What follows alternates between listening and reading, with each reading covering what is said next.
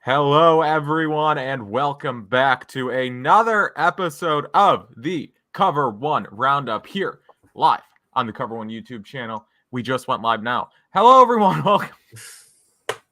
We're off to a stellar start. Hello, everyone. Welcome back to another episode of the Cover One Roundup here live on the Cover One YouTube channel each and every Monday night, or subsequently wherever you listen to your podcasts. I am your host, Kyle Silagyi, joined this and every week by co-host or fellow host David Fox. And today, oh boy, do we have some interesting things to discuss. We're going to talk about the Buffalo Bills 38-3 thumping, trouncing, if you will, of the Pittsburgh Steelers. Not much of a football game, really. Not much of a contest, if you will. Not much of anything.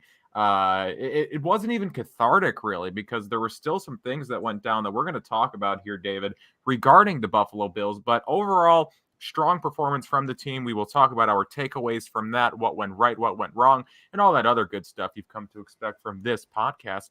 And also, Buffalo Bills are in the news today, David. And it's not even something they did. It's just something another team did. And now people are kind of connecting the dots, reading the tea leaves, if you will. And, you know, there's some interesting stuff out there, and we're going to talk about that here. That's what we're going to lead with momentarily. But before we get into that, David, what's going on? How are you? You know, we're just here vibing with another Bills win, especially over a team that has given the Bills issues before. You know, I really love whenever Pittsburgh is bad because it doesn't happen very often. No, and their fans have no idea how to deal with it. They just go into this full meltdown mode where they just cannot wrap their mind around the fact that their team is actually bad. And it's some of it is simple, right? Like fire their offensive coordinator, Matt Canada, who is just bad. But some of it is just like they it's almost like they want the entire franchise sold or like burned to the ground and rebuilt from scratch. And it's just like, I don't think you understand how your own franchise works. Like the team that you root for, I don't think you understand how they actually function and operate on a regular basis. Because they're historically a very good team. But just like 3 head coaches in the modern era.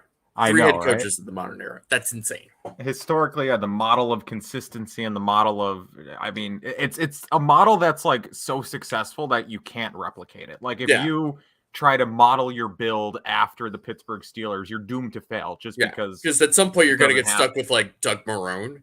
Right, exactly. You're just it's not going to work.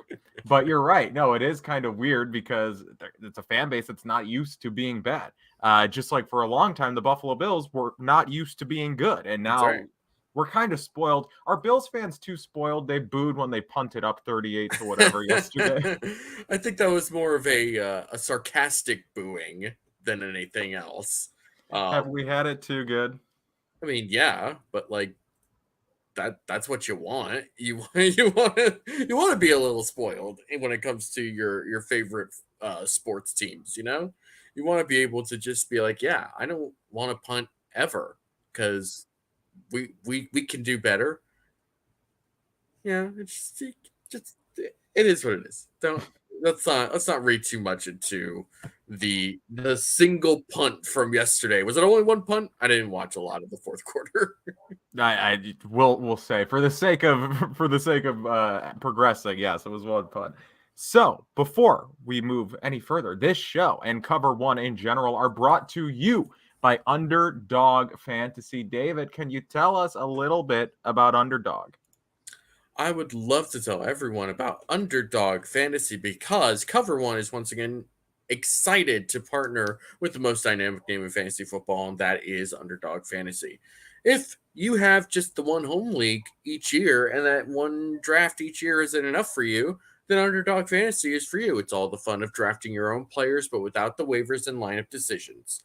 Best ball drafts allow you to have all the fun of drafting your team, all the chances to win big with none of the week-to-week hassle.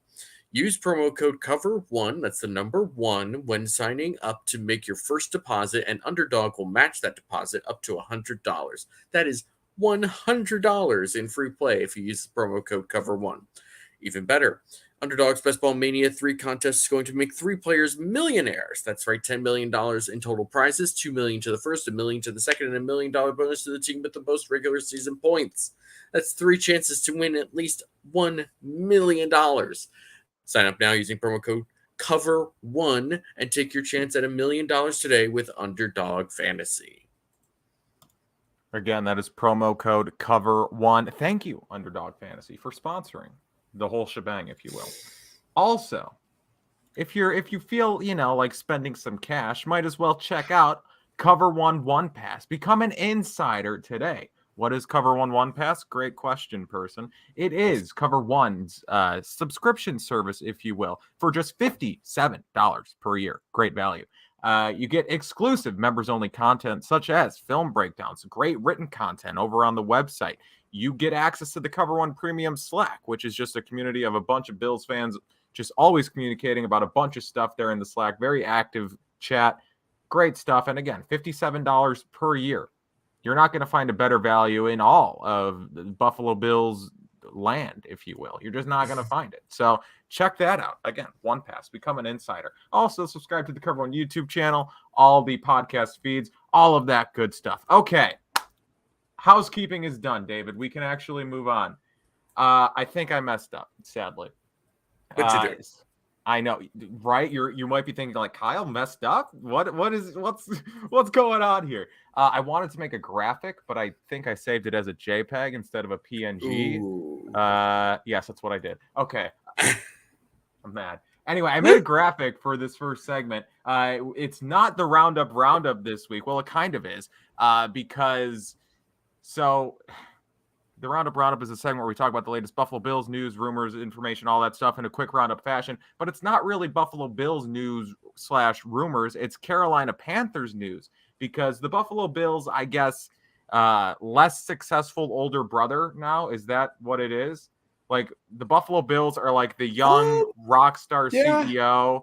And then the Carolina Panthers. Well, the Panthers were that CEO, right? And then like the stock market crumbled. One of the executives was like indicted for laundering money and tax evasion.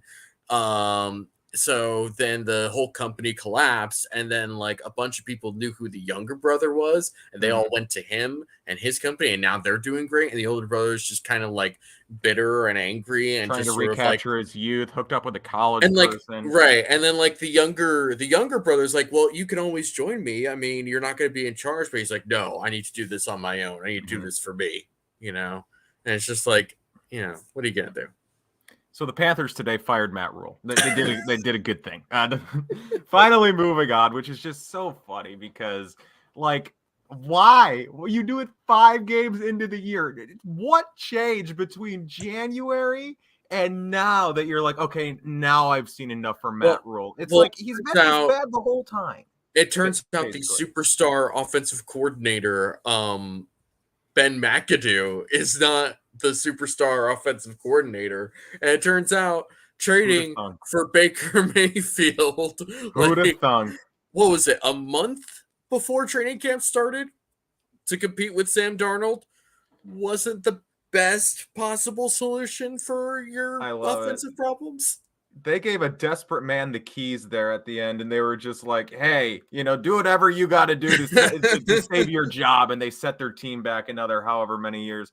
They'll figure it out down there in Carolina. Maybe through a fire sale, as Spin writes. Are the Panthers going to do a fire sale before the trade deadline? Rumblings are coming out from various sources that the Panthers may be willing to move on from some of their better players, like Robbie Anderson. Christian McCaffrey is a name that's popping up. And again, like we talked about there a couple minutes ago, David, given the history between the Carolina Panthers and the Buffalo Bills, of course, the Buffalo Bills in 2017 kind of just taking all the assistants from the Carolina coaching staff and front office, getting Brandon Beane, who was then the assistant GM in Carolina, getting him as their GM, and then the defensive coordinator, Sean McDermott, coming as head coach. The rest is history.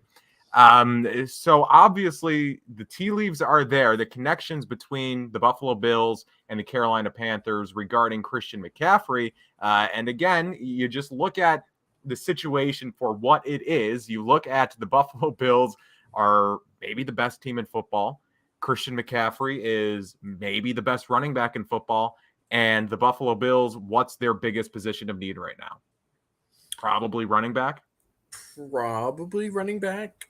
Probably some sort of offensive lineman, but I don't know. Well, right, but it's like we'll get into that maybe. Right, but the Bills are so deep everywhere, right? Yeah. The Bills they don't have stars at every position, but they have stars at most of them. Damn it! But like this is a crazy team. But they're deep at a lot of positions. Running back is the one position where it's like they have three guys, really. Yeah.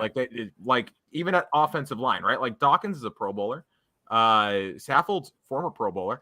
Like they have good players on the offensive line, and then Singletary's not a Pro Bowler. Moss, and James Cook, we'll talk about him. But so Christian McCaffrey, we don't know if the Panthers are going to trade him. But again, the rumblings coming out today that maybe there is some, maybe there's some smoke there. Maybe the Panthers are willing to move on from Christian McCaffrey, and maybe the Buffalo Bills are interested. Conflicting reports. Some reporting today that the Bills have reached out regarding the availability, of Christian McCaffrey, and then Dan Fetz later correcting, I guess, his own report and saying that no, the Bills have not reached out, at least today, about Christian McCaffrey. So maybe they have in the past, maybe over the summer they reached out about Christian McCaffrey and just they haven't today. But again, I feel like given just the change that's happening in Carolina, they weren't a very good team before this, and they're obviously heading towards a further rebuild, right? They were trying to retool on the fly. That didn't work, as it very seldom does, right? Retooling or rebuilding on the fly is not how you win in any sport, really. So they obviously are heading towards a full rebuild. Christian McCaffrey is a nice player to have in a rebuild, a nice player to have in general, right? He's still young, but again, he's getting paid, and does he want to stick around for a rebuild? Who knows? So again, the possibility is there. The Bills, the connections are there. David, Christian McCaffrey, is this going to happen? My heart wants so badly for this to happen because I loved Christian McCaffrey coming out. And it's not just because he's super hot, but that does play a part in this, at least somewhat. It's also just because he's absolutely a great player, or at least he was. He's just had so many issues injury-wise where for a position that historically does not age well beyond like 27, 28 years old. It's really hard to just say like this is definitely going to be the guy that takes it over the top. That being said, if this happens, I will be ecstatic and I will be tweeting about it the entire day that it does happen. Some people are saying or implying that the money is the issue. Where would the money come from? I believe, and I can probably pull it up right now, our very own Greg Thompson addressed salary cap guru Greg Thompson did talk about what the money situation would be, and I'm still stalling for time because I'm apparently terrible at searching for tweets. I'll just try to give like a precursor here before you get the actual wording. Apparently, given how his contract is structured, the Bills could acquire him. It would be like a 1-year rental, essentially. They'd have to release him at the end of the year, maybe, again, unless I misinterpreted it. But they could acquire him this year for like $600,000. Essentially is how I think it would work this year. David, correct me if I'm wrong. Okay. I still can't find it. Wow. Okay. Greg tweets a lot. Wow. No, he does. Well, yeah. Good for the brand. But no, essentially I don't know if it would be a long-term commitment with Christian McCaffrey, even though he is under contract long-term. I think the Bills could figure out a way. And again, if you want to believe Jason Lockman, here we go. Here we go. Okay. So This was in response to Hayden Winks, who works for our sponsor, Underdog Fantasy. This is all coming together very nicely. The crazy part is the structuring of Christian McCaffrey's contract means the acquiring team only takes on the prorated amount of his salary, which is just over $1 million. The Bills could absolutely acquire and then release/restructure in the spring. None of the 3 years, $36 million remaining is guaranteed. Well, there you have it. So again, I don't know if Christian McCaffrey would factor in here long term, just given the other guys that have to pay and the other guys on their payroll. Right. But just a 1-year rental of Christian McCaffrey, even if that's what it is, right? And like I don't know if we want to get really into it because I don't want to start talking about specifics and what they'd have to give up in a trade package and all these things. But just looking at it for what it is, Christian McCaffrey could do a lot for this offense, right? We talked all offseason about James Cook and his potential role in this offense and how we thought that maybe a receiving back would have a bigger role in this offense. Obviously, James Cook is not the player Christian McCaffrey is, will never be the player that Christian McCaffrey is. Likely not, right? James Cook is more like high-end receiving back who really can't do much else as a running back, probably, whereas Christian McCaffrey is elite receiving back plus elite running back. Like he just does it all quite well. So I think that having Christian McCaffrey would, again, allow this offense to open up even further. And again, we're going to talk, this is an offense that just put up 552 net yards in a game on 54 offensive plays. We'll get into that here momentarily, but just there is adding a player like McCaffrey. I just stuttered because I'm just trying to go through and formulate it and really think about what this offense could be. It is a luxury pick, as people are saying here. It would be a luxury addition, a luxury pickup. I would love it to happen, though. I think that's the main takeaway here is and people are writing that he gets injured, obviously, which he does, right? Like he's missed most of the last 2 seasons with injuries. But again, if we're talking like you're paying him $1 million for the rest of the year and you're not giving up crazy draft capital or giving up crazy player capital, I'm fine with it. Like people were, I just said we weren't doing this, but like people were kind of throwing out earlier potential trades. People brought up maybe like Singletary and a 2nd-round pick. Look, Singletary's okay, but Singletary's a pending free agent anyway. Singletary's not going to be there next year. They're not paying Devin Singletary. So a 2nd-round pick for half a season, maybe more of Christian McCaffrey on my Super Bowl run. I'll do it. I'll do that. We'll see. You disagree? We'll see. Okay. But no, that wraps up the roundup, I think. Again, it's all smoke right now is what it is. Yeah. But it's all just kind of speculation. Again, like I said, reading tea leaves, connecting dots that may or may not exist. But I like the idea. I like the idea of Christian McCaffrey on this team. Again, it's the same kind of basis in thought as Saquon Barkley, right? Where you look at, Brandon Beane knows Joe Shane and Barkley probably not factoring into the long-term situation there in New York. But again, the Giants are 4-1 and are increasingly looking like, I don't know if they're a good team, but they're placing themselves in better positions just to kind of do something out of their ass this year, if you will. Yeah. So they just keep winning games. So Barkley likely isn't getting moved unless, a catastrophic kind of fall from grace here between now and the end of the month. I don't think they're moving Barkley. So I guess McCaffrey is the pipe dream entering the trade deadline. It probably doesn't get done, but hey, we'll see what happens. Okay. David, are you ready to move into takeaways here from the Buffalo Bills? So as we said on the top of the program here, the Buffalo Bills defeated the Pittsburgh Steelers 38-3 here in Week 5 in Orchard Park. Windy ass day, as it always is here in Buffalo.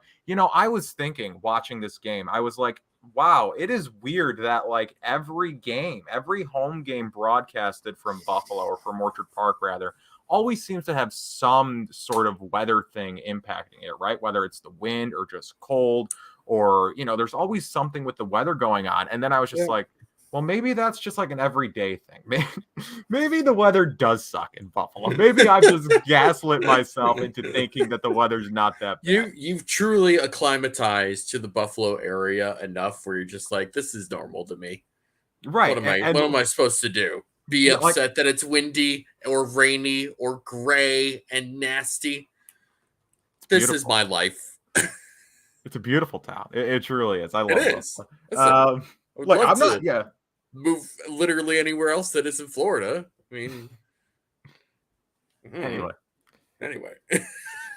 So I'll start here with the offense. My first takeaway is, okay, I'm not complaining about the offense. I want to make that perfectly clear right off rip here. I am not complaining about this offensive performance. But David, am I correct in saying that the vibes weren't flawless after this game? I would agree with that. Nicholas, with a $2 super chat. Thank you so much. You see how CBS cut the broadcast for the Bills? Being in Buffalo, that did not happen to me. I got the rest of the game, thankfully. But I did see. I don't know. I don't think that was the case for me. Again, I did not watch a lot of that fourth quarter. Well, I saw in some markets with like 10 minutes left, they cut it to, I think, LA Cleveland. I mean, that makes sense. That was a tight game and still like sort of relatively in market-ish. Still Lake Erie, right? Right, yeah. Yeah. It does make sense, but just like if I'm a Bills fan and I'm not in Buffalo. Nothing happened. Nothing happened in the last 10 minutes of that game. Except for AJ Epinesa getting ejected, which like is weird, and we might touch on that, but whatever. I don't really care. I would say you're right. It's so like that first drive, right? If you can even call it that. So first of all, you have Taiwan Jones returning kicks now. Yeah, let's talk about that. I wanted to talk about it. Again, I feel like I am the only person who remembers Khalil Shakir being listed as, I feel like I bring it up every week. Khalil Shakir was listed as the primary kick and punt returner coming out of training camp. And it seems like the Bills kind of forgot they did that and have done everything they can to just like avoid having him back there for whatever reason. Like they'll put Isaiah McKenzie back there. They've put James Cook back there once, I think. I think he returned something. Yes. Like a kick, maybe. And then like Taiwan Jones, who like career special teams guy, very good special teams guy, not really a return guy though. Right? Not in that way. He's not special teams in that way. Yeah. And so he not only muffs it initially, but it's like right at the edge of the goal line. So he has to pick it up and then he bobbles the ball as he's picking it up. So he gets tackled at the 2. The first 2 plays that they run don't really go anywhere. So you're still in your own end zone. And then boom, bomb away. Gabe Davis, wide ass open, touchdown. So like, okay, cool. Spin rates without Taiwan Jones returning. There is no 98-yard touchdown. Shouldn't we be praising Jones for that? Jones was just setting up for like historical moments, which by the way, is that the longest play in Bills history, or is T.O.'s is that Ty T.O.'s 98-yarder? Okay. I wasn't sure if his was 98 or 99 yards. But at least now that's not like a standalone record, you know. Right. It's like, oh yeah, Josh Allen to Gabe Davis. We all remember that. And then like nobody ever has to talk about Ryan Fitzpatrick to Terrell. What a staple. What a staple in time. There's Spin there. Spin living up to his name. 2009 season. 2009 season, droughtiest season ever. As determined by us. As determined by us. But yeah, I mean, it just felt like if the Bills didn't get like a bunch of big plays, then they weren't going to move the ball, which has kind of been the opposite of what they've been the whole season, right? Where like they've been very, very methodical moving the ball down the field, where you were almost like, okay, but can we get a big play?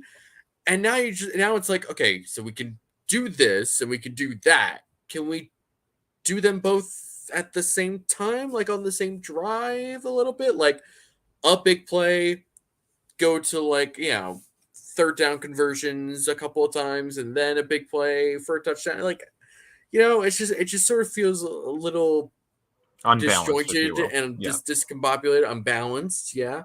And I do think part of that is just the fact that this offense is so reliant on the pass game and just sort of runs through Josh Allen, and it should. Like, I don't want to say, oh, you need to take the ball away from Josh Allen. It's like, no, stop that. But I do think that, with the offensive line being what it is, and having Aaron Cromer and having Devin Singletary clearly still running fairly well when he does, you would think this running game could just get something going, at least something consistent going. Mm-hmm. And they just haven't. Like, they have some runs where they are able to produce something, but it's never consistent. In fact, it kind of just feels a little sporadic and random whenever they do decide to run the football. It doesn't necessarily feel like there's a pattern or a purpose other than just we need to run the ball here, I guess. I don't know. It's a bit odd. And given the amount of light boxes that the Bills, I think, face just because of Josh Allen and the trend of NFL defenses playing more too high coverages, they should be able to run the ball more effectively, and they just aren't. And it kind of makes so much of what you do offensively have to be like really highly executed to a really almost impossible to sustain degree. Mm-hmm. Because you could do this now because you have Josh Allen, who is an MVP type of quarterback. You have a good enough offensive line that is pretty solid in pass protection. And even when they're not, Josh Allen is like good at escaping and running and scrambling and extending plays, all that good stuff.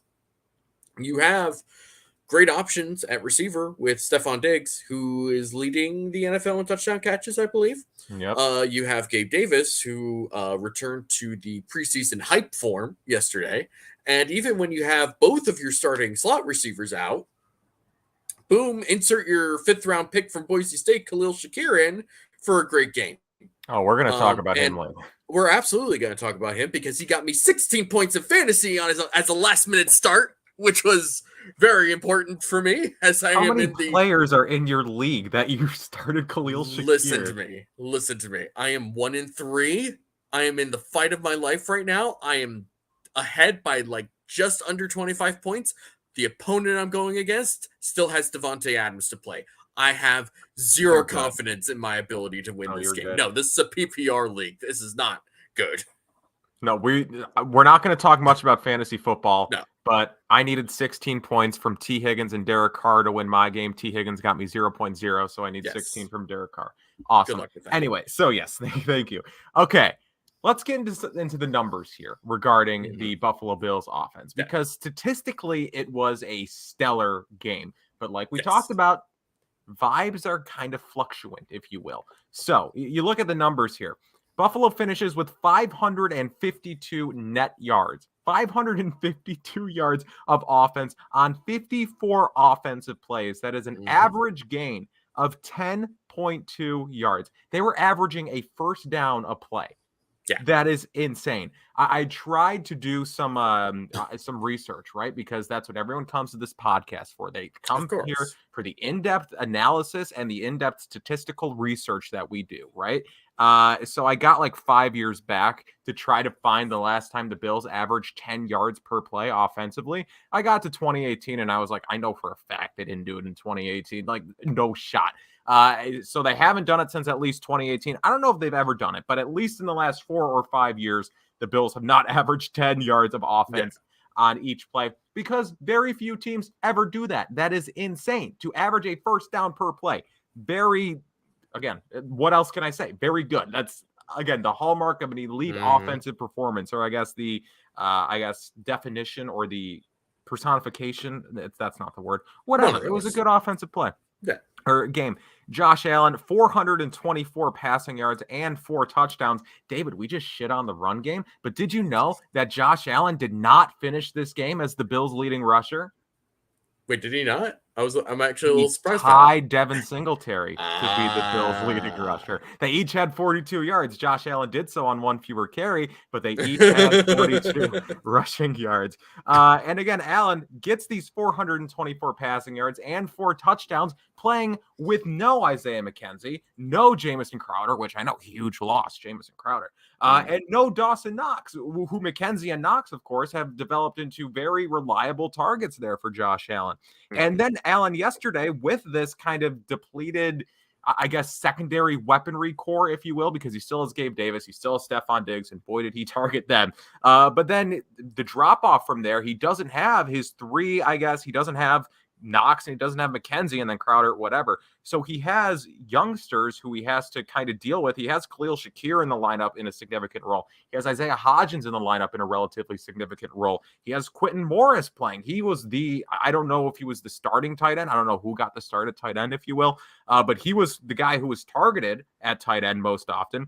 And again, Allen yesterday connecting with 6 different players. Diggs getting 8 receptions for 102 yards and a score. Davis getting 3 receptions for 171 yards and a score and 2 touchdowns. And then Shakir, 3 receptions for 75 yards and a touchdown. Hodgins with 4 receptions for 41 yards. And Quentin Morris, 3 receptions for 39 yards. I do want to talk a little bit about Quentin Morris because this was... it's weird because he has the fumble right on that weird fun play. But Quentin Morris, I love Quentin Morris. I don't know if I love him, actually, but I like him quite a bit. Listen, there's a reason why he made this roster despite not being a great blocker at tight end. And it's because he is a pretty good receiver. Like, not just like, oh, yeah, he's fine for a tight end. Like, no, he's a pretty good receiver. He is a walking mismatch. I don't know if they were in the red zone, but they were near the red zone on this play. They must have been in the red zone because the play happens that I'm talking about in the end zone. They get Quentin Morris on a linebacker, and Quentin Morris just leaves him in the dust. Allen misses the throw. Morris is wide open in the end zone, and Allen just kind of hits the linebacker in his feet. Allen makes that throw 9 times out of 10, and Morris has a touchdown. But just that play right there is why Quentin Morris is so valuable to his team. Yes. If you can get one of those matchups per week, if you can get Quentin Morris on a slow linebacker every week, and he can burn him with either his route running or his speed or his agility and juke off the line, that's a touchdown. That's a touchdown 9 times out of 10. It's just this time, Allen didn't hit him. I think Allen, again, would love that throw back because that should have been a touchdown. And then even if we do want to talk about the run game a little bit, if we do want to give it, I guess, a little bit of praise, James Cook made a play yesterday, David. It was incredible to see. Maybe the first, it's not the first of his career, but this is one of the first of his career. He actually made a cut that was really good, right? He gets decisive. The ball. He wasn't just like pitter-pattering behind a block for 5 seconds. It was incredible, right? He just decisively cut back, and then he runs 24 yards to the end zone there, hit the first touchdown of his career, and then jumps into the crowd, the Lambeau Leap, but in Buffalo. So, again, you look at just all of that, right? Allen connecting with 6 different receivers on the game, targeting 7, as been brought up in chat.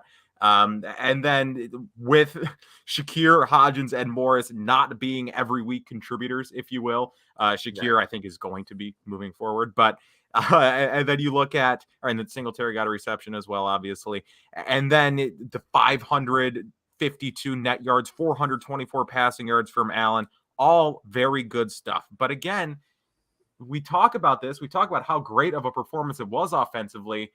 And we say that the vibes are kind of off a little bit because they left points off the board, right? They left some meat on the bone, if you will.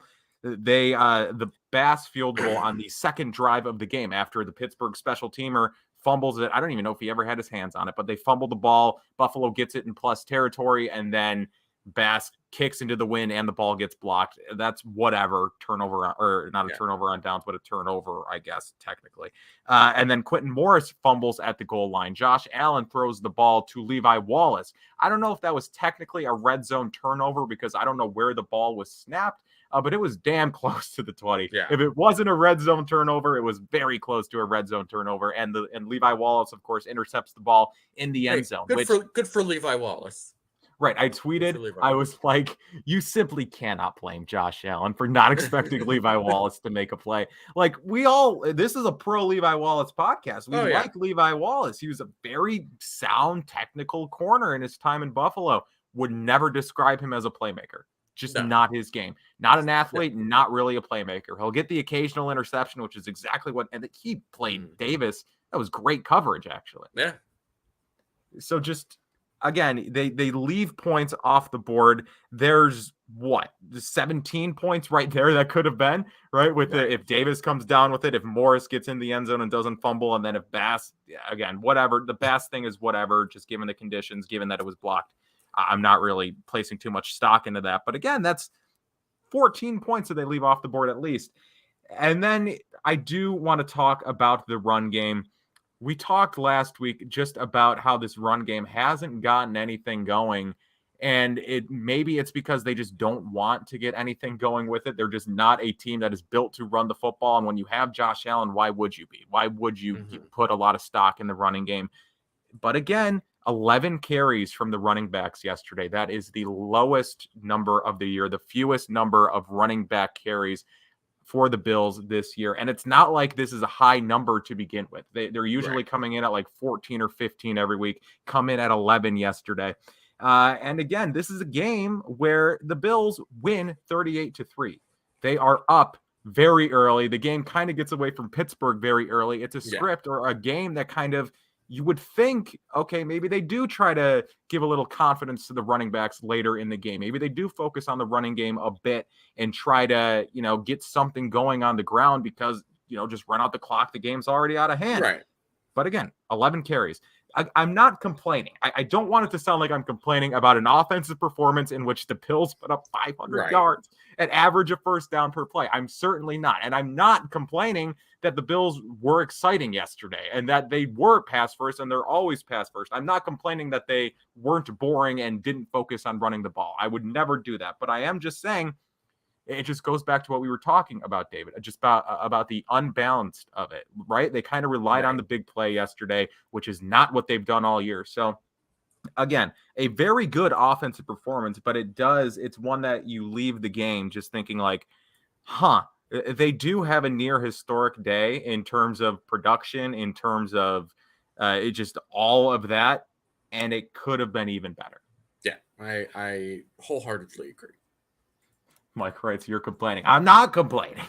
I'm making it very clear. I'm not complaining. I'm just passionately voicing concerns, if you will. Yeah. Is that what complaining is? What is the definition of complaining? Let's not worry about that. I'm gonna jump into my first takeaway, which probably is a good idea because we're 37 minutes deep. Yeah, this team can beat anyone, even with injuries. It almost just sort of feels like I don't want to say that we've sort of accepted what this team is with injuries. Like we're just like, oh yeah, like DeMar Hamlin is in there, and Jaquan Johnson is in there when Jordan Poyer isn't, and there's Jacoby Ingram right at corner. Demarcus Ingram. Demarcus Ingram. Back on Jamarcus. I will not. Name. He just got released today. Yeah. He got fired. He gets fired on his day off, and then you're forgetting his name on his favorite podcast. Listen, it's no mercy, no mercy in the NFL. Ruthless. It's a business. Sorry. But it almost feels like we're just like, oh, ho hum. There's injuries, whatever. DeMar Hamlin is still good. Jaquan Johnson's okay, and blah blah blah. It's like, hold on a second. I don't think everyone really fully grasped. Oh, and Tremaine Edmonds was out yesterday, in case somebody forgot about that. I don't think people really fully realized just how crazy it is that this team held an offense to 3 points. I don't care that it was Kenny Pickett. I don't care that it was Matt Canada. George Pickens and Deontay Johnson were still making good catches. Kenny Pickett, in spite of me, not really liking him or thinking highly of him coming out of this draft and being in a bad offense, still did fine overall. He moved the ball decently well most of the game. He had a bad interception against Kaiir Elam, but for the most part, he actually played decently well against a very tough defense. And they still managed to only score 3 points because this defense is so good that, I mean, it's multiple halves now. The Titans did not score in the second half against the Bills. The Ravens did not score in the second half against the Bills. The Steelers did not score in three quarters against the Bills. That's insane. This is the NFL. This is not college football. This is supposed to be the hard part of the Bills' schedule. And they're holding teams to scoreless halves. It's insane. That's actually insane. And they're doing it without Micah Hyde. They're doing it without Jordan Poyer. They're doing it without Tremaine Edmonds for a game. They're doing this without Tre'Davious White. Tre'Davious White isn't coming back. Not right now, at least. It's like, I don't think we really fully grasp how genuinely crazy and insane this actually is. It's ridiculous. It's actually ridiculous. There's no other defense that is doing what the Bills are doing right now. Mm-hmm. And it's crazy. It's actually crazy. Yeah, like I just kind of, I gave the offense a handful of flowers, if you will. I'll give the defense a whole bouquet because they have been incredible to start the season here, especially this game. And like you said, it's Kenny Pickett in his first career start. Right. Who he wasn't bad, but he also wasn't.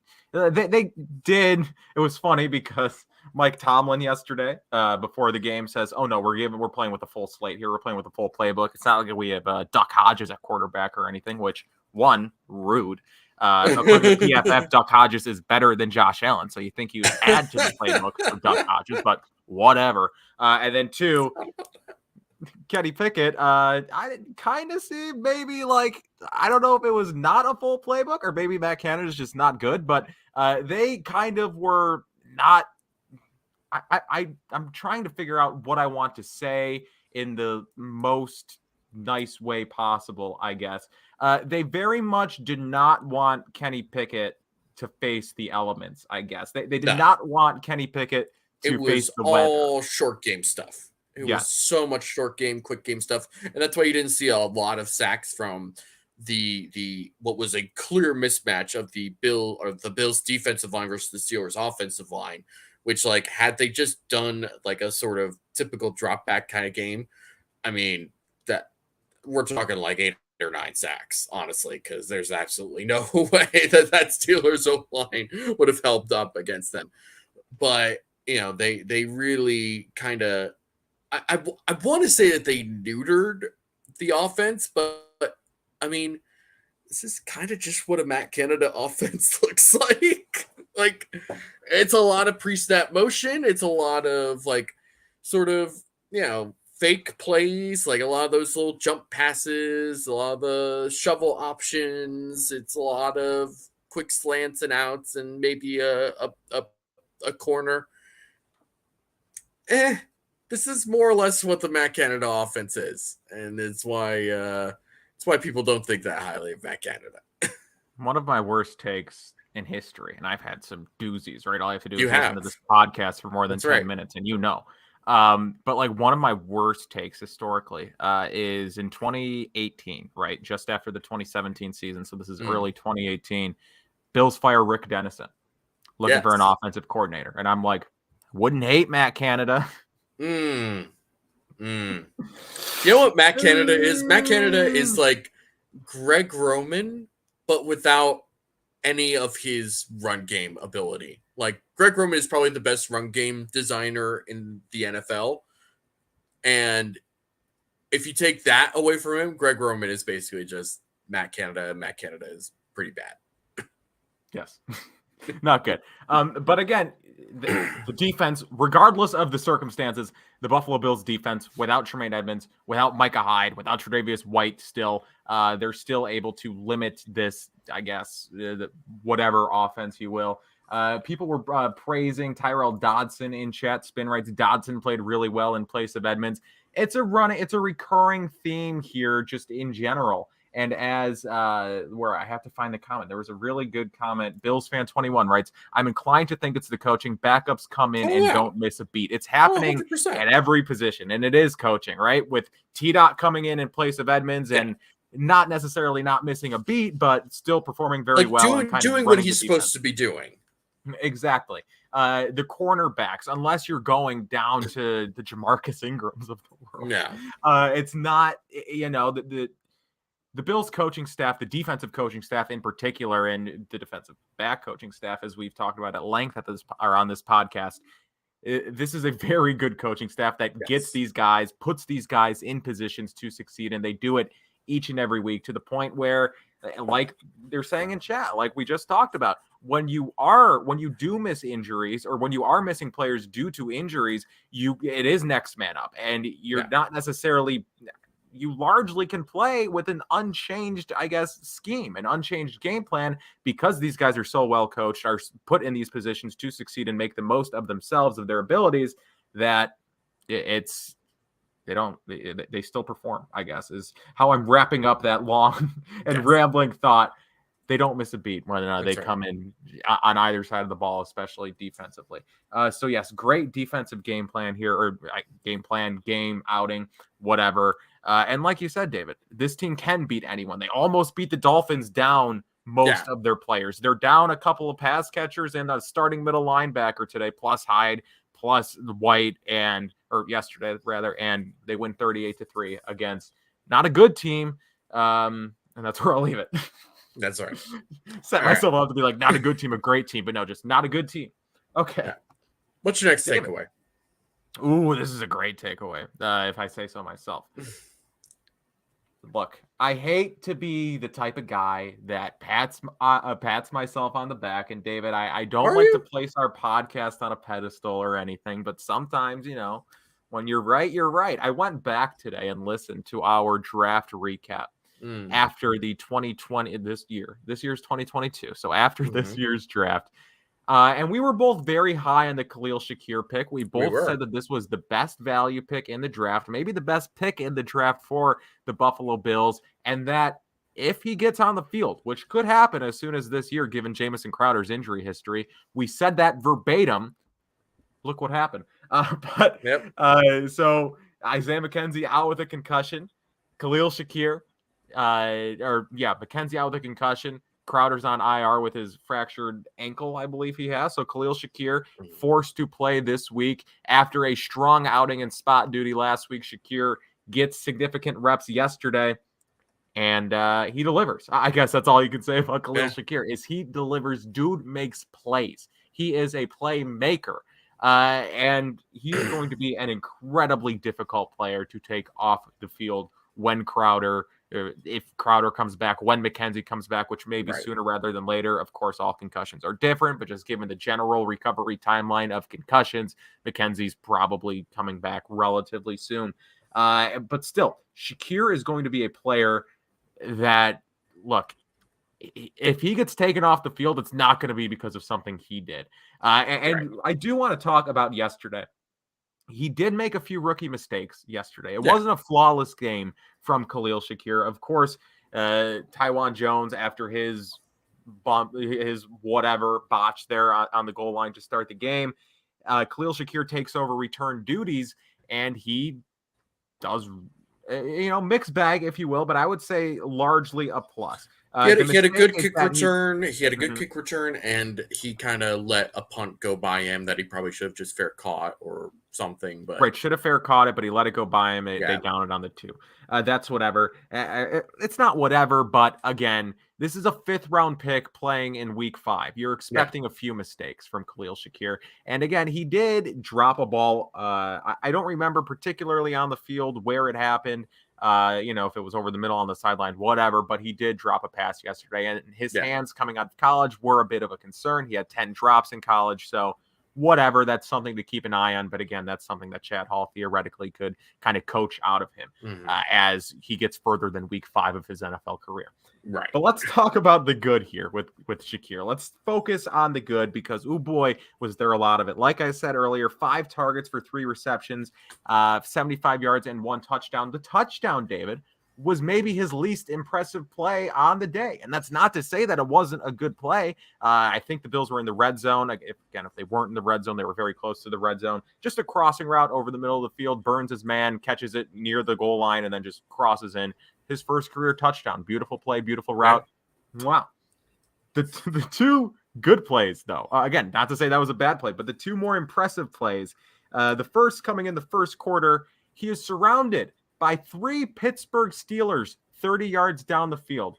He goes up over the Pittsburgh linebacker. I believe it was Devin Bush. I may be wrong, but I believe it was Devin Bush. He just goes over him, comes down with the ball, survives contact, and again, 30-yard reception there. And we talked again. I was listening to our draft recap earlier today, and I said that he was like Gabe Davis over the middle of the field, in that he just comes down with these crazy catches over the middle of the field, and you don't know how he did it.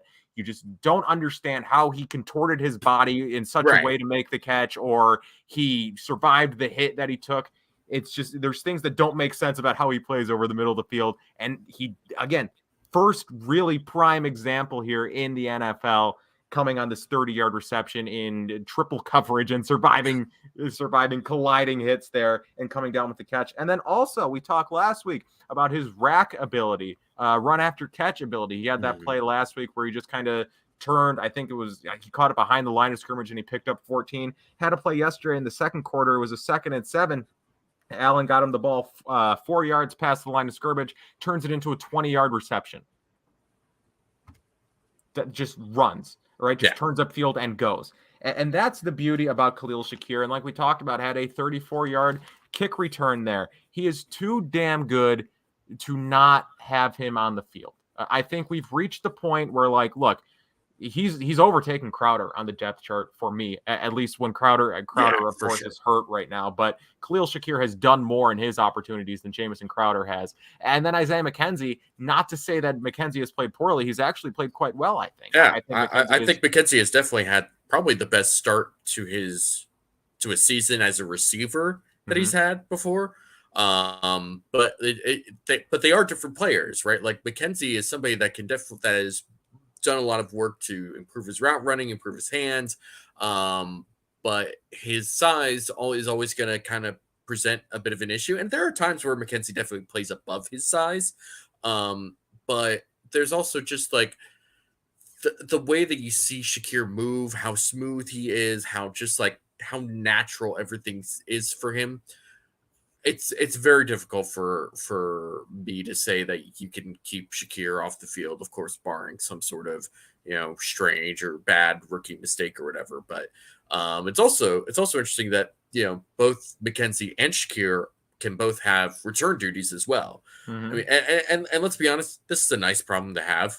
Like, it's a great problem to have. There's too many good slot receivers on this team. Wham. That was me 10 minutes ago. Wham, my offense put up 500 yards. But no, you're right. Like, it's just he is a player, right? I think that's really the only thing you can say about Khalil Shakir. And it is a great problem to have when Isaiah McKenzie comes back, right? Who's getting the start? I don't know. The offense is going to be productive either way. Yeah. But I would just like Khalil Shakir.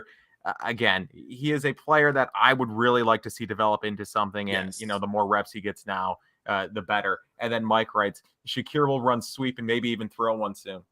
That is one thing that I am fully expecting to see. He did a bit of that in college, got direct snaps in college, did motion stuff, fun gadget stuff. I don't think the Bills have really been using him in that way, which is something I was. Have the Bills been running any, do you recall any trick plays?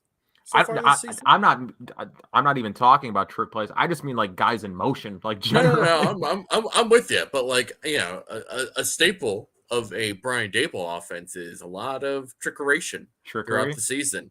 I feel like we haven't seen that with Ken Dorsey yet. Well, he's keeping it hidden. He's keeping it in the back of the playbook, just like the run. Maybe we get it next week, right?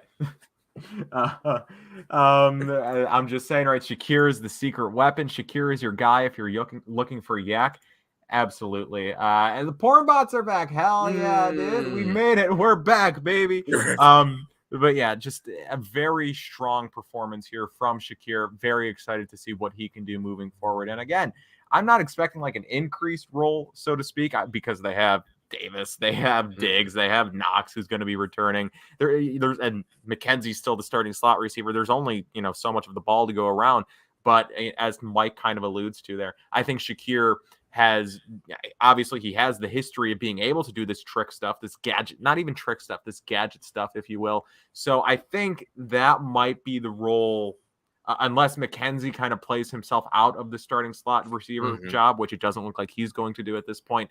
But I do think that's kind of the role that you see from Shakir. It's going to be increased from not playing at all, but it's not going to be starting slot duty. It is going to be kind of this fun stuff, which, hey, get the ball in Shakir's hands. That's all I'm asking. He'll do the rest.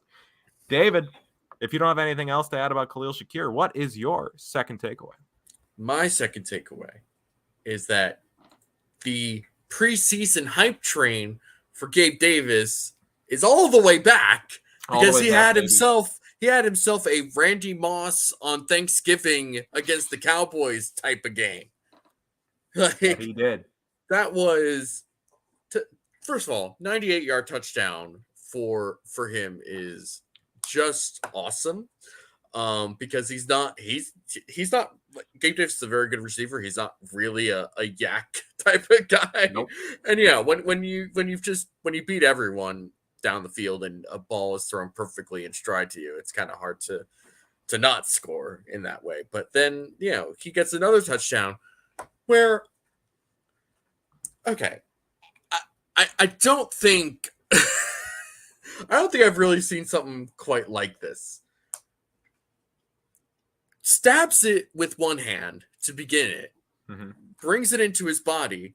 Minkah Fitzpatrick, all-pro safety, Minkah Fitzpatrick, has it right there in his hands. And he's like, oh, I can turn this game right now. If I just take this out of his hands, I get tackled in the end zone for a touchback or something. Like, I got this. I can take it.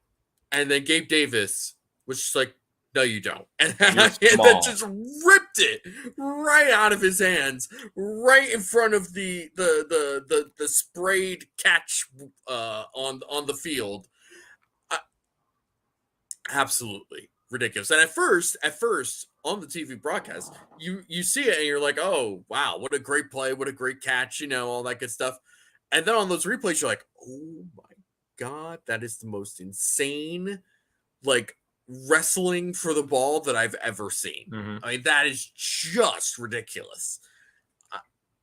How many guys can do something like that, who just have that type of strength to just rip the ball out of? We're not talking about Levi Wallace. We're not talking about Ahkello Witherspoon. We're not talking about Terrell Edmonds, who didn't play. This is Minkah Fitzpatrick, one of the best safeties in the NFL. And he just said, F you, this is my ball. This is my touchdown. Absolutely crazy. Harold, my voice just cracked. Oof.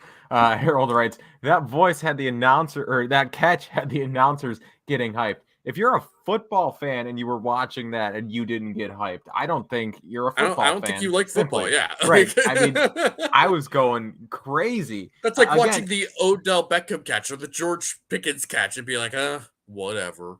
You're like, oh, cool. Like he literally just took it, right? Minkah tried to take it. He's like, oh no, let's make a game out of this, if you will, right? Like let's make a play. And Gabe Davis was like, nope, actually that is mine. Jessica writes that Gabe and Diggs both put on muscle this year. Poor Minkah. It was a poor Minkah moment. But again, yeah, like you said, I mean, Davis is just, it's a unique, I was going to say something and it was going to sound really weird and it could have been taken out of context. So I'm not going to say it. As someone who is wearing a crew neck that just says meat, I'm not going to say what I was going to say. So I will leave it at that and we will move on. Gabriel Davis, a very strong game. And like you said, he's back, right? He was kind of dealing with that ankle injury for a couple of weeks. The narrative was slowly shifting regarding Gabriel Davis. People were saying he was just a one-game wonder last year. And it's like, well, no, if you watched any game, that he's not he's never been a one-game wonder, right? He's always makes consistent plays. He just has never been a consistent focal point of the offense, then last year has the 5 against Kansas City and then starts the season with a touchdown against LA. And then yesterday, his 2 big plays. Gabriel Davis is very good, and it's just kind of an embarrassment of riches that the Bills have at wide receiver. So it's really just going to be, depending on the week, who gets his, I guess, right? Like Davis is going to end the season with his. Diggs is going to end the season with his. It's just a matter of how they're going to divvy out throughout the season. Exactly. All right. Does that wrap up takeaways? An hour into the podcast? Pretty much, yeah. All right, David, we're moving on to what went right and what went wrong. This is the segment where we talk about what went right and what went wrong.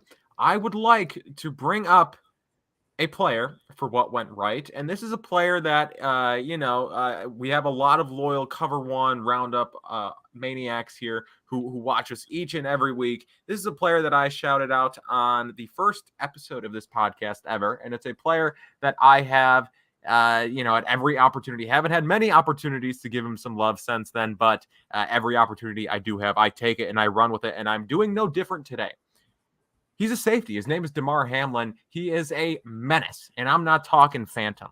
So, David, I don't know about you, but I assume this is true of every football fan, but I can only speak about myself. I can only, speak about my own preferences. But my favorite safeties are the ones that you can feel their presence on the field, which I guess you can say about any athlete in any sport, right? My favorites are the ones that you can feel their presence. But specifically, you're talking about safeties, right? And the impact they can have on the game, the presence that they, the presence that they can be made felt. That's English. But yes, my favorite safeties are the ones that you can feel their presence. And Hyde and Poyer have this effect, right? Which is why they're so good. Yes. Poyer kind of in recent weeks has been making it with interceptions, obviously, but just historically, Hyde and Poyer make their presence felt just kind of like in a no news is good news type of way, where it's like nothing gets past them. Exactly. And that's how they make their presence felt, because they just what they do, just the stoutness that they provide in coverage, the fact that no one can beat the Bills, or at least for the last 5 years, no one has been able to consistently beat the Bills over the top, and what they have allowed the rest of that Bills defense to do. That's why Hyde and Poyer, that's how they make their presence felt, and that's why they're so impactful. Damar Hamlin that's not how he makes his presence felt, right? He's not the technician, or I guess this technically sound, refined safety that a Micah Hyde or a Jordan Poyer are. But what he is a hard-nosed Sean McDermott type of football player who just every time he is in on a play, every hit he makes, you feel it. Yeah.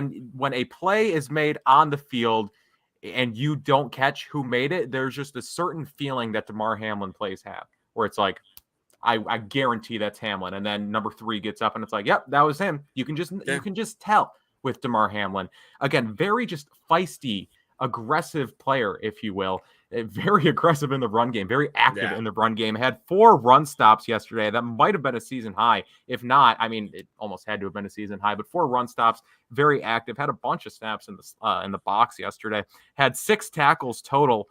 Just a very, I've always liked Damar Hamlin, but it is getting to the point where it's like, okay, it was always like a hope, right? Like if the Bills can develop him along, he could be something. We are now seeing consistent weeks here. He's had to fill in for Micah Hyde here. Consistently, he's kind of showing that there is something here. It's more than hope. That there is something here that the Bills can really develop. And again, the Bills are confident in him. If you want evidence in that, we turn to Victoria, friend of the show, at DirtbagQueer on Twitter. She sent a tweet earlier that the Bills yesterday, when they pulled all their starters, they pulled Dane Jackson and Damar Hamlin, whereas Kyer Elam and Jaquan Johnson played the entire game. So that's just kind of, if you need a little evidence into how the Bills feel about Damar Hamlin, look no further than that little factoid. And like I said, he's not the most refined player, right? He still misses a fair number of tackles. He's still, not the soundest player in coverage, but there's enough there. And I wouldn't expect a player who was selected in the 6th round a year ago, making his 3rd career start, I wouldn't expect him to be a refined player in every aspect of his game. But I've seen enough, again, just in the aggressiveness, just in the hard-nosed nature of his game, to where I am saying if he can develop in even a somewhat linear fashion, which doesn't always happen, right? Progression isn't always linear, but if Right. Damar Hamlin can progress, if the slope can continue moving upwards for Damar Hamlin, he is a player who I think could be a long-term, or at least factor into the Bills' long-term plans here. So, David, thoughts on Damar Hamlin? Yeah, ditto. It's I don't know. There's not really a whole lot else to say. He's been playing well. He's somebody that like you said, is somebody that we kind of hoped would be good because we had seen him in the preseason and people liked him coming out of the draft. But it was always hope, and we always just say that hope is not a plan. And now that he's had to play, the hope is now realized. He's actually, this is like pretty good player. So hats off again to the Bills coaching staff for getting their young guys in a position to succeed and play well. I am going Pit to DBs, man. I don't want to cut you off, but I did. It's those Pit DBs, and then he tackled what's his name? Kenny Pickett. I forget his name. Yes, that's how impactful he was. But yeah, he hit Kenny Pickett arguably late. And definitely late. That should have been a penalty. I don't know how that. I don't make the rules. As Hamlin said after the game, flag wasn't called for a reason, which is that's the only thing I want him to say there. Where it's just like, nope, sorry, nothing I can do about it. It wasn't called. But as people are writing a chat, Hamlin is the real deal. He is. He's a young player still learning the ropes. That he is. He's he is something that I think the Bills could develop here moving forward. Okay, David, what went right for you? Well, I kind of already said what went right for me, which is Gabe Davis. And I feel like reiterating everything I said about Gabe Davis is a lot, especially since Monday Night Football starts in less than 10 minutes. Okay. So I'm just going to move right into what went wrong. And we've kind of already had a whole discussion in the chat about Shakir Elam. So let's just sort of condense this all as best as we can. Shakir Elam was clearly the target of the Steelers offense coming into this game. And they definitely went after him with both Deontay Johnson and George Pickens. Johnson, who is a very, very, very good route runner, definitely had his way with Shakir Elam and George Pickens as well. But, Shakir Elam also just made a great play on that interception right before halftime, which was great to see. And I think that speaks to why I'm not like panicking about Shakir Elam, which is just that, one of the reasons why the Bills drafted him is because he has that process mentality, right? Which is what they like to look for in their players. And it didn't matter that he was getting picked on. It didn't matter that he was missing a tackle or two. He still made a play when he could make a play, when he was in position to make a play. And that was not that was not an easy interception to make. He definitely went up to get that ball. When he was in position to make a play, he didn't flinch. He didn't hesitate. He went and he made the play. That's what you want to see from a young corner. You're going to have your ups and downs. You're going to have your peaks and your valleys. It's a very volatile position year to year for a veteran corner, much less for a rookie corner. We know the physical talent is there. We know the mental aspect is there in terms of, being able to come back and have that short memory and not get too down on himself. It's just about finding that consistency and bringing all that together.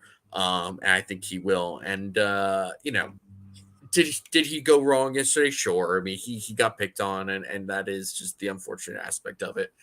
But I'm not going to sit here and just sort of, attack him unnecessarily because he's still, he's still somebody that I feel pretty confident in. And I think that this team obviously feels pretty confident in. So I'm excited to see how he progresses moving forward, especially since next week is against Kansas City in Kansas City. Very tough matchup for him. It's going to be interesting to see how he responds to all that. Yes, that's pretty much, I guess, wraps up or kind of is everything to say about Shakir Elam. Again, according to PFF, targeted 13 times, allows 10 receptions for 126 yards. But let's not pretend like his assignment was easy, right? He was up against Right. Deontay Johnson a couple times. Deontay Johnson, very good receiver, largely matched up against George Pickens, who is just this physical, athletic freak. George Pickens, perfect situation he went to in Pittsburgh. George Pickens in 5 years is going to be a top 5 receiver in the NFL. We're already seeing glimpses of that. He is a very good player right now, and I guess, this is something that's going to become increasingly common for cornerbacks going up against George Pickens. And I feel like Elam is just kind of one of the first victims. But again, like you said, not a great game, but you weren't expecting Kyer Elam to be flawless throughout the entire season. Cornerbacks, especially rookie cornerbacks, have these fluctuating weeks, right? So this isn't something that you necessarily have to hit the panic button regarding. All right, David, it is time for the Oopsie of the week. This is the segment where we look at the week that was in the Buffalo Bills world sphere, if you will, and we talk about one thing that we declare an oopsie. For me, the oopsie of the week is all the people who took Pittsburgh plus 14, which I feel like that was like not an uncommon bet, and you can't really blame people who took the bet because or just kind of expected Pittsburgh to keep the game within 14 points, because 14 is a lot of points, right? It You is. just look It at is. and you think like, okay, Kenny Pickett, right? Oh, they're going to have something planned. Mike Tomlin's not letting his rookie quarterback in his first career start, not letting him get blown out. Well, apparently that's not their choice when TJ Watt is out, because they can't win without TJ Watt. Apparently, that's just not a thing that they're allowed to do or can do. That is not a good defense when TJ Watt is not a good out. team. It's not a good team. It's not a good team overall. When we did our AFC tier list at the beginning of the season, you were like, put them in the C tier, put them in crummy, and I was like, I don't know if I can put them in C, and you were like, no, they're bad, just do it. And they are bad, and they were bad then. They were, but like part of me was like, it's Mike Tomlin, he'll figure it out. They're not going to be that bad. Well, apparently, Mike Tomlin found the one thing he can't overcome: TJ Watt injuries and Matt Canada. Matt Canada, he's the villain. It's always the Canadians. It's always the Canadians. All right, Canadians. Always drinking syrup and playing hockey. What's your oopsie of the week? My oopsie of the week is not, I guess it's more of a warning oopsie to not, like, this is me telling everyone to not make this oopsie. Don't believe anything Jason La Canfora ever says about anything ever. The man is a very bad reporter. He is not good at what he does. He is probably a liar in some respects. My God, and the character assassination. Just don't take anything Jason La Canfora says seriously. Just don't do it. You'll save yourself a lot of misery and a lot of just don't do it. He can sue us for slander. He really can. It's only slander if it's not true. Wow. Jason, I think you're a great reporter, man. I love you. There's nothing nothing wrong.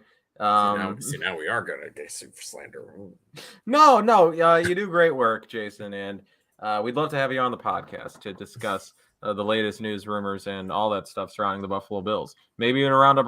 I don't know. Yeah. Please maybe you could tell us more about how Anthony Lynn's going to be the head coach. Don't sue. It's not slander. Okay. Gus Bradley, defensive coordinator. Okay. Moving on. It's true or rubbish. The true or rubbish. Let's go. Oh boy. This is the segment where I give David a number of topics, typically ranging from 2 to 5. This week it's only 2 because I could not think of anything. And you might be thinking, why do the segment? Because the people love true or rubbish. It's everyone's favorite segment. So we are going to do it anyway. So David, the first true or rubbish. Are you ready for this? I'm ready. True or rubbish? This game was the start of the James Cook redemption arc. Rubbish. That is rubbish all after all. It was all rubbish. What makes you say that? I don't know. It was a nice run. It was one run, though. Like, against a team that was kind of already, done and packing it in. I'm not going to sit here and say that this was the moment where James Cook started to put it together. I don't know. Probably not. People are saying rubbish. What is? I have never seen a fan. I take that you're back. flabbergasted. I am. This fan base was so high on James Cook. We were, and then we saw him play. That is true. That's not a bad piece of analysis, David. But again, look, sometimes all it takes is one thing to give you your confidence back, right? I've never read the book How Stella Got Her Groove Back, but I did see it in a bookstore this weekend. So I'm going to use that. I'm going to use that game, the book title, and I'm going to apply it to James Cook and say, this is how James Cook got his groove back, right? And he literally got it with the groove of his hips and him making that decisive cut and going to the end zone and jumping in to the, to the stands. It wasn't COVID that he got. It was his mojo back. And James Cook from here on out, not the lead back, but he's going to be a productive piece in this offense. I am more than happy to be proven wrong. I just don't think I will be. Wow. And apparently people agree with me. So, Mike's with me, thankfully. Bunch of Cook haters. Yes, exactly. They're not allowed in the kitchen. Mike, you and I, okay? We are firmly in the kitchen right now. And when he starts cooking, when the chef starts cooking, they're not allowed. Restaurants closed, okay? Right. Doors are closed now. You can't come back in. Sorry, I'm going to be eating a bunch of, I don't know what his specialty is. Maybe like, you know what? If you give me 5 minutes, I'd be able to come up with like a mid-tier joke that makes you go like, but we don't have 5 minutes. All right, David. No, we don't. Are you ready for the next topic? Let's do it. True or rubbish? Carolina Panthers head coach Ken Dorsey is something that is going to happen. I'm going to also say rubbish. That is rubbish all after all. It was all rubbish. All rubbish. And why do I say that? Because NFL owners are more or less the same type of people. They all have their own little eccentricities and whatnot, but they're more or less the same type of people when it comes to hiring head coaches. When one guy doesn't work out, what do? They go with the opposite type of guy, right? Ken Dorsey is not the opposite of Matt Rule. I'm not saying he is Matt Rule or like Matt Rule, but he's not the opposite of Matt Rule. You know who the opposite of Matt Rule would be? It would be somebody like Raheem Morris or D'Amico Ryans or Leslie Frazier or Jonathan Gannon or Gerard Mayo. Kellen Moore, even. Let's do Gerard Mayo. Let's do it. Lou Anarumo. Let's do it. Let's start the future narrative. Panthers head coach Lou Anarumo. We are. I'm the new Jason LaCanfora, and I'm reporting that. No, again, he's going to be right when he gets the hire because that's what he does. He's a good, respected journalist. Okay. Last segment. All right, now it's this segment. This is called David's stamp of approval or seal of approval. It depends on the word that comes out of my mouth, right? The fleeting moment.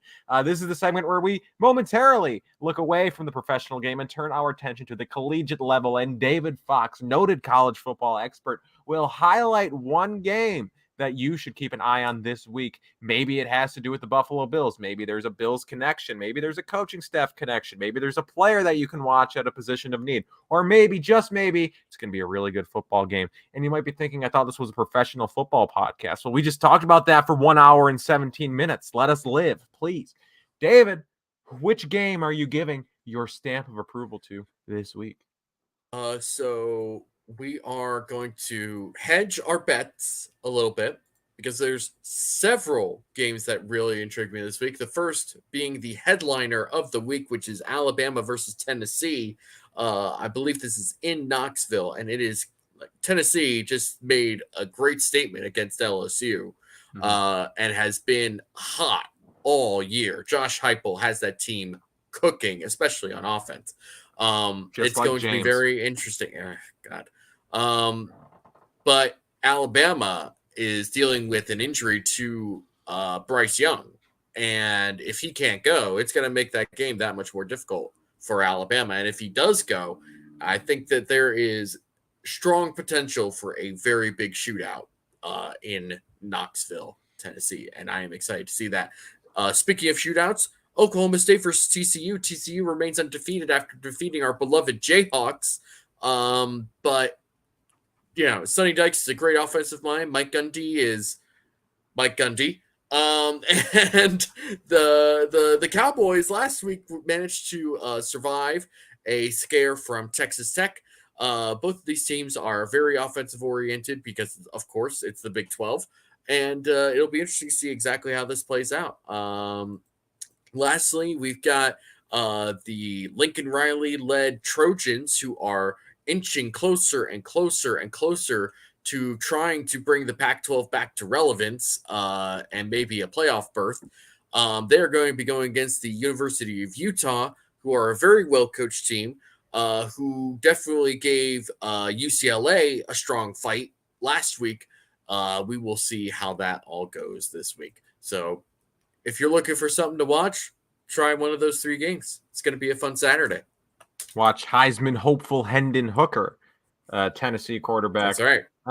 1 year younger than Lamar Jackson, and people, I've seen some of the discourse on Twitter regarding Hendon Hooker and how he's a very, not a bad NFL prospect, like maybe could have a future in the NFL. And then people bring up his age and how he's only 1 year younger than Lamar Jackson.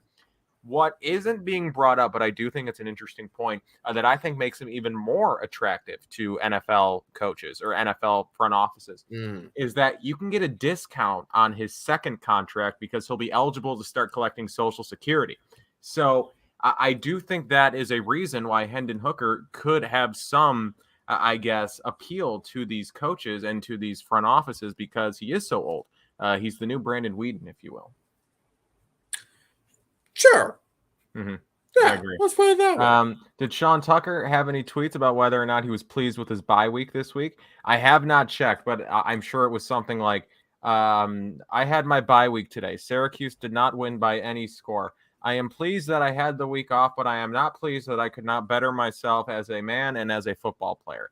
I am looking forward to – he should just hire me as his PR, right? He should. We're on the same wavelength. Put him in the DMs. Let's have him on the show. I will. Ooh, I'm sliding into Sean Tucker's DMs. That's, you know what, David? I don't have the self-confidence to take a hit by being turned down by He did not Sean tweet Tucker. On Saturday, so there you go. Yeah, I don't, my non-existent self-confidence would take the hit, and I don't know if I could ever do the show again. I don't know if it could ever be done. I don't know if I could recover from that. Well, that's a shame. You miss every shot you don't take, right? Maybe Gretzky, we'll do it. Michael Thank you guys for watching. Again, long show today. Monday Night Football is starting, so we'll get you out of here. Make sure to subscribe to the Cover One YouTube channel. There's a subscribe button right underneath. It's got to be like in that area? I don't know. Somewhere. It's somewhere. It's somewhere on the screen. It's big and red, so click that, please. Make sure to subscribe to all the Cover One iTunes feeds. Again, we have the Roundup, we have Air Raid Hour, we have Going Deep, we have Film Room, we have This Guy's Coverage, we have Cover One Buffalo, we have the fantasy show that comes out each week now. Bunch of great stuff. So please subscribe to all the iTunes feed, leave rate reviews, all that great stuff. Make sure to subscribe to Cover One Pass, become an insider. Again, great exclusive content over there, written and some video. And again, access to the Cover One Premium Slack, great stuff. And then also check out Underdog Fantasy. Again, use promo code COVER1 to have your first deposit up to $100 matched. Make sure to follow David on Twitter at. You can follow me at DFAUXY at DFoxy for a whole bunch of excitable but ultimately lukewarm takes. Kyle, where can the people find you on Twitter? You can find me on Twitter at Kyle Silagyi. Thank you guys for watching, and we will talk to you next week. Bye-bye.